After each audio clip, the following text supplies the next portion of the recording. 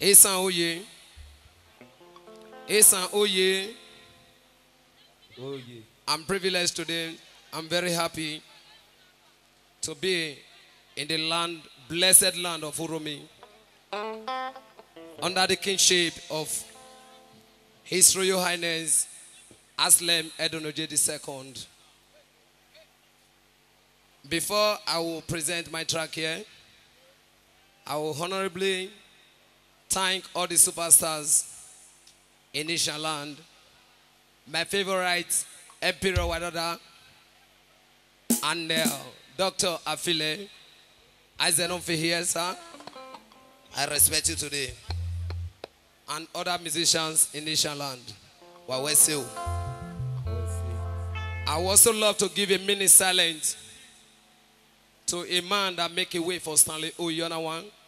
It's not any other person late. Mr. Godwin Omozubia Okbere. Magina wa mie ege na mweti nyano gi mi ometi. Magina wa mie ege na wa mwikpi na no gi kagbe pajo malo. Magina wa mie ego se nasi gbagbe no gi si omati kie. Magina wa mie ase na rie la gwina no gi ono kwa mafua. Ya pupenia. Magina wa mie ege na rie ba e na ne no gi ono amega kpoma. Ya pupenia. Magina mie na leru na ne no gi doboro bi omagia.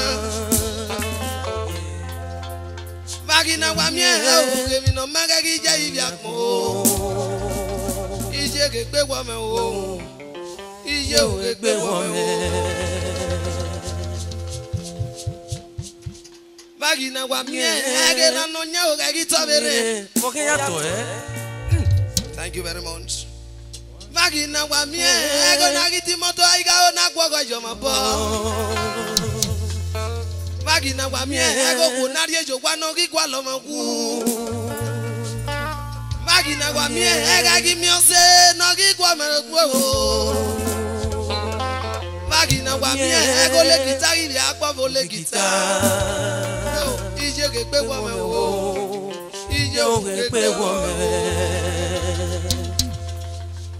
Akine ranogu ma una nyana bo. Ije akine o. Ije ga akine o. Akine ranogu ma una nyana bo. Akine ranogu o. Ma una nyana bo kwa. Akine ranogu ma una nyana bo. Akine ranogu ma una nyana bo kwa. Akine ranogu ma una nyana bo. Akikindo pe uti o. Ope na ya tevera o. Akine ranogu ma una nyana bo. Akikindo pe uti. Ope na ya tevera o. Akine ranogu ma una nyana bo.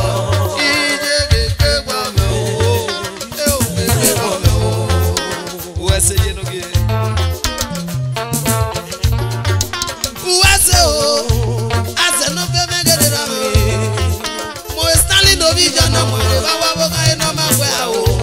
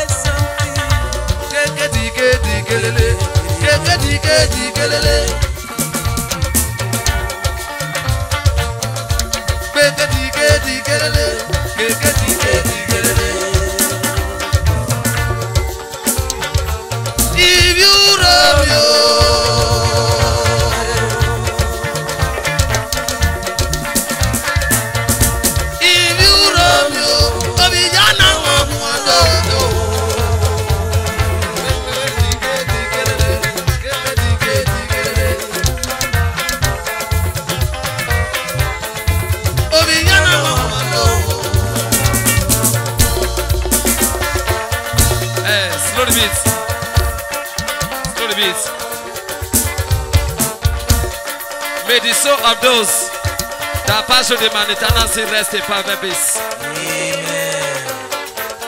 Itimani wulo yakwe Libya. Amitimani wulo yakwe Libya. Itimani wulo yese o. Everyone kaka bother me. We love you now. Make una no worry. Itimani wulo yakwe Libya.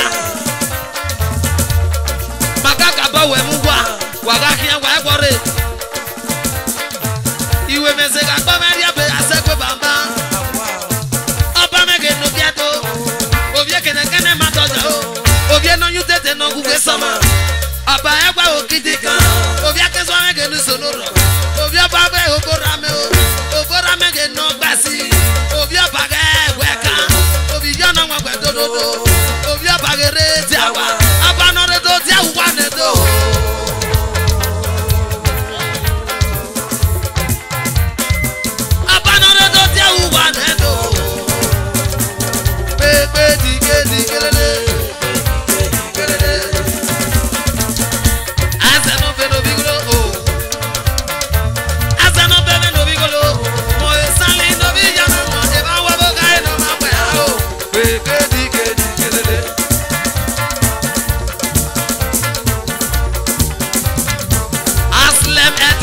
Second, enoge no rioge na tesa, enoge urobia, obia na mwana dodo.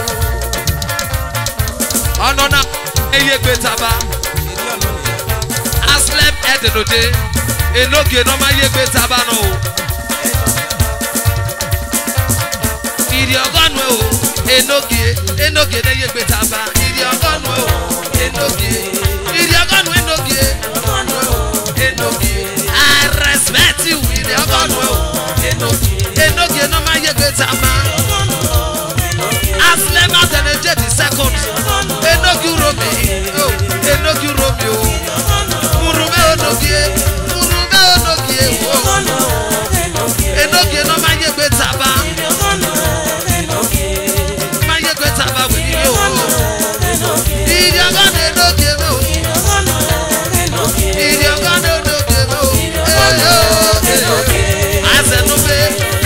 Baba Kumeta, you know,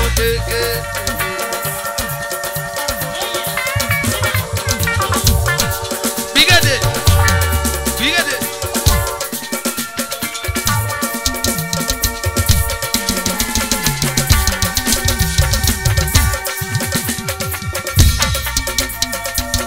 Oh,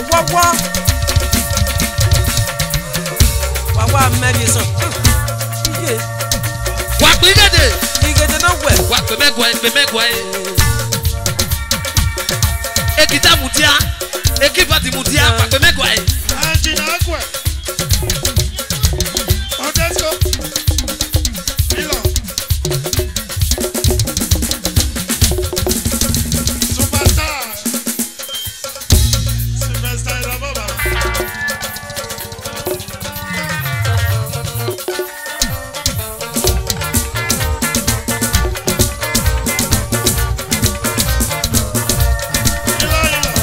As an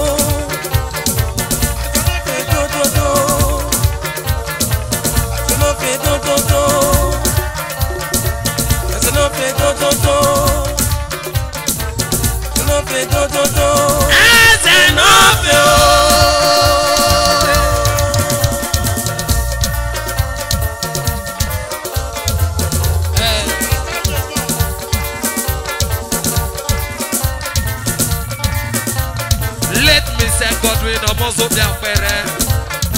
Baba, I will forever miss you. I know why. Baba K. Baba G. Let me say Godwin Omozo Biampere. Baba G, Baba G, Baba G.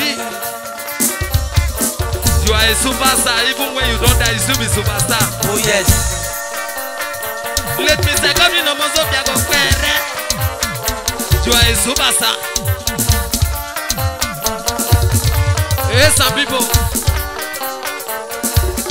Why you was a baby? Then why you telling me you want? Slow the beat. Slow the beat.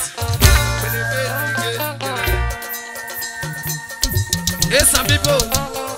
More Stanley Novi Yana one. The small boy where they beat the scholarship for Benin. Oh yes. The chairman waiting my scholarship now today na agents. He said to me, let me say, God will go most of your pere. Baba G, Baba G, Baba G, Baba G. I'll give you.